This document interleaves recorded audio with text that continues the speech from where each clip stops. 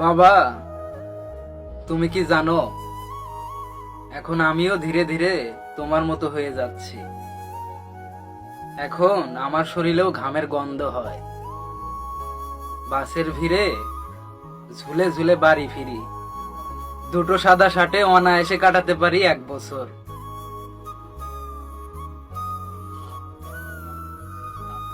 আমিও এখন বাটা জুতো পরি, মজবুত দেখে। চুল কাটি ধানের সাইজে। আমিও এখন গম্ভীর তোমার মতো। হাসির উপকরণগুলো কেমন তুচ্ছ লাগে। বাবা, তুমি কি জানো, আমিও এখন ধীরে ধীরে তোমার মতো হয়ে যাচ্ছি। তুমি বিছানায় শুয়েই ঘুমিয়ে পড়তে, আর আমি ভাবতাম তুমি পৃথিবীর নিশ্চিন্ত একজন মানুষ। কিন্তু এখন বুঝি তুমি ক্লান্তির কাছে ছিলে অসহায়। তোমার মতো এখন আমিও জীবন নয়, জীবিকার পিছনে ছুটে চলা একটা মানুষ।